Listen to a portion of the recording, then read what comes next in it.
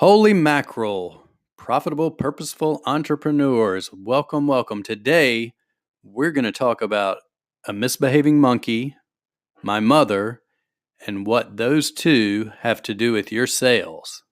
You heard that right. A misbehaving monkey, my mother, and what those two have to do with your sales. So, strap yourself in and get ready for another edition of the Profitable, Purposeful Entrepreneur Podcast.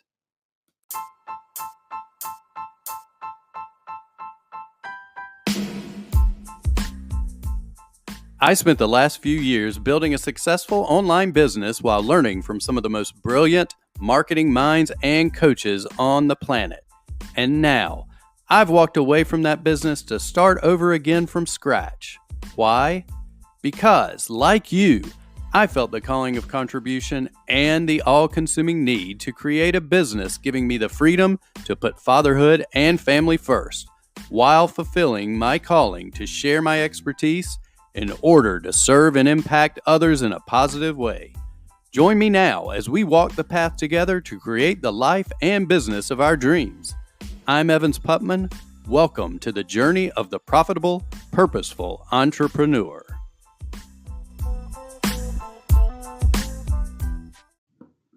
What exactly could a misbehaving monkey and my mother have to do with your sales? We'll get back to that in a minute. But for now, I just want to jump in here and welcome you all to another Profitable, Purposeful Entrepreneur podcast. Now, today I just got off of a call with someone who is very, very skilled at both storytelling and filmmaking. His name is Nick Fitzgerald. That's Nick Fitzgerald. And I highly recommend, if you're working on stories and storytelling in your business, which you should, and that's the point of this podcast, I highly recommend you reach out to him. You can Google him. I believe it's Friendly Giant Films. But he was more than gracious enough to spend a few minutes with me today, helping me out with something. And that is what this episode is about. I was actually in the middle of trying to come up with stories and formulate some different storytelling processes. And Nick was kind enough to jump on the call with me. And the reason I'm sharing this podcast with you is because, and we'll get back to the misbehaving monkey soon, I promise, but because storytelling is immensely powerful and necessary in your business. And here's why. One of the things I learned in the past, I'll go back to my previous life as a personal trainer and then as a fitness director and a sales manager for a personal training team. One of the things that I learned during that time, and actually, even though I learned it, I didn't necessarily put one and one together until now, many, many years later. But here's the thing. I learned quickly that people did not buy personal training packages or gym memberships for that matter based on the features of the gym, the workout equipment that was there. They didn't buy based on the certifications you held as a personal trainer. They didn't buy based on your skill level with what you were doing. Now, there were some extreme cases where this did come into play. I was actually certified as a golf biomechanic, so I was able to use that to attract customers. But there was a key that I learned that really helped with this too.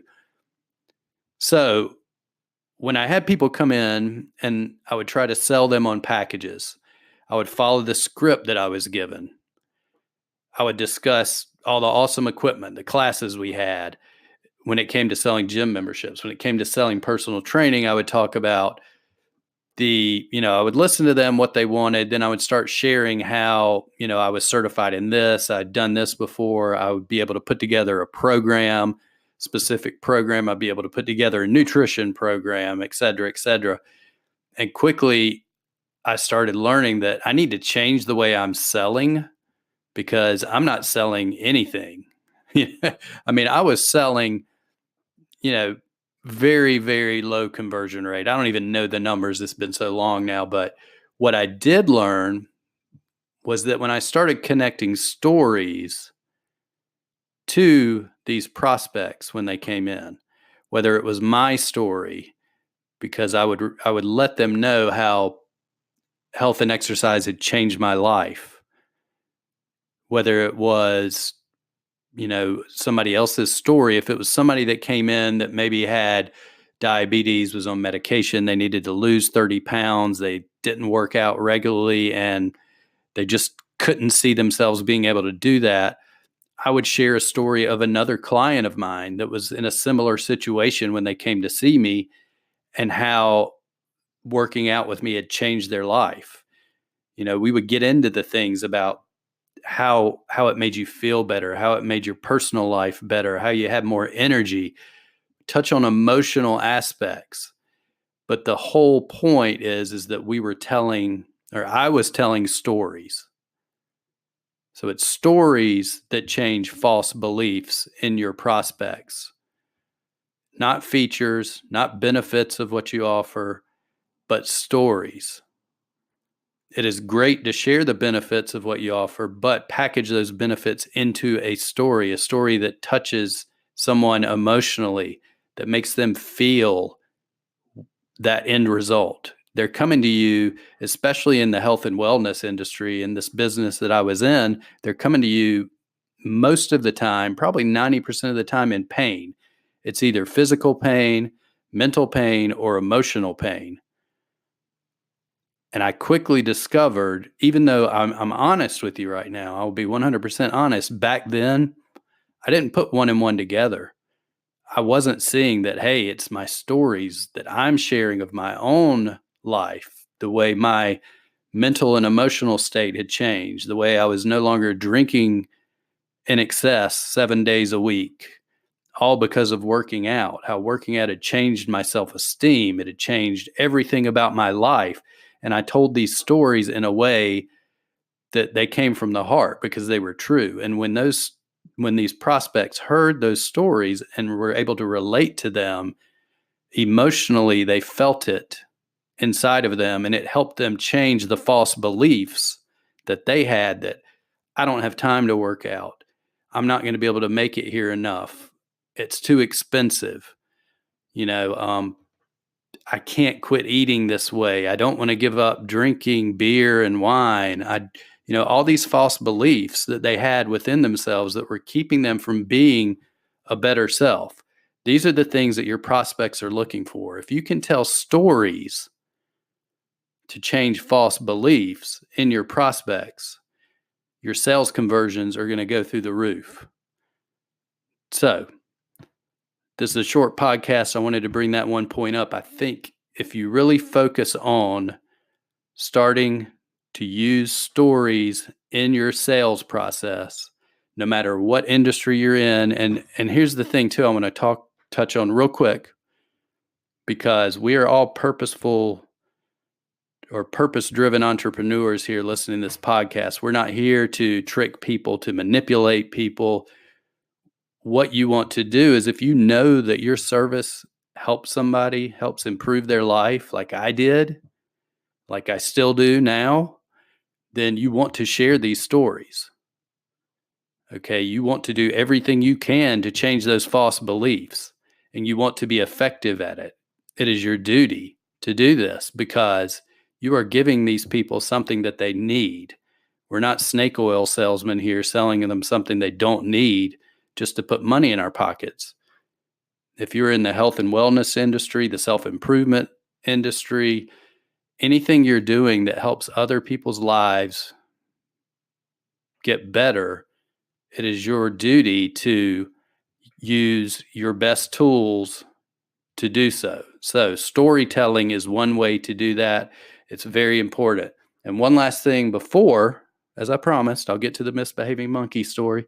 One more thing I'd like to share is, when it comes to stories, you need to look at the stories that you are telling yourself as well.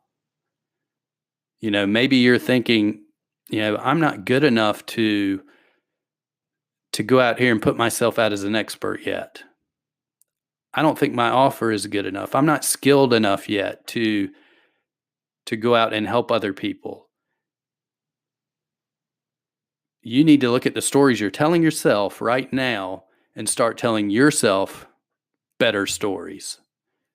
Because in order for you to change the false beliefs in your prospects and help them change their lives, you have to start with yourself first. So, hope everybody found this useful. Now, what made me think of all this? The misbehaving monkey. When I was a young child, all I ever wanted was a monkey. That's all I wanted. It seemed like all I did was ask my mother for a monkey. I want a monkey. I want a monkey. I didn't have any brothers or sisters. I think I really wanted a monkey because I thought a monkey would be like having a brother or a sister, but probably a much cooler one that could like swing in trees and do all kind of cool stuff that a brother and sister couldn't. So I wanted a monkey. I wasn't going to take no for an answer. No matter how many times I heard no, I mean, those of you that have children know this. I kept coming back more and more and more. I want a monkey. I want a monkey. I want a monkey. And I'm sure it was driving my mother crazy. So now I'm glad she doesn't listen to podcasts because she would probably argue with me at this point. And in fact, she has. She says that I'm not telling the 100% truth. I believe I am. But here's the thing. She finally got smart about this.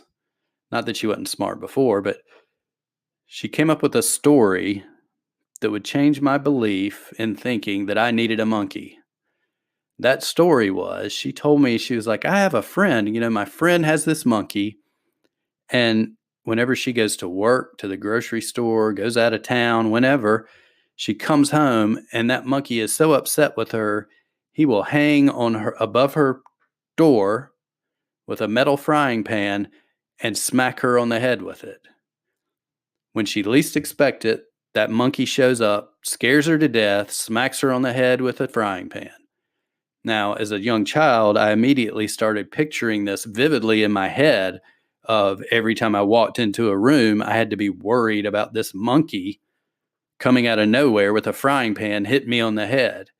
I mean, it was already bad enough we had a cat that would jump out from underneath furniture every time I walked by when you least expect it and scare the bejesus out of me. So now I had to worry about this monkey that was going to hit me on the head with a frying pan. So as you can tell, or as you may think, I actually quickly decided monkeys are not for me. Maybe I'll just go back to playing with my barrel full of monkey toys and leave it at that. So it was a smart move. The only way I was going to get my belief changed was by telling me a story. And the same goes with your prospects. If you want to close more sales, you want to change their false beliefs, start telling stories that touch on emotions and basic human needs, and that will quickly improve your sales conversions. I can guarantee it. Thanks a lot for listening. And once again, make sure, if you haven't yet, come over. I just started a new group, the Profitable Purposeful Entrepreneurs Facebook group, where you can come in, you can ask me anything. We might even do some training on storytelling. Maybe we can get Nick to even come in the group at some point and give some of his master storytelling tips. So yeah, it's a great group. It's a great community. We want to start, and I want you in it. So please come over to Facebook, search for Profitable Purposeful Entrepreneur under groups. Come in and join, and I can't wait to meet you in there.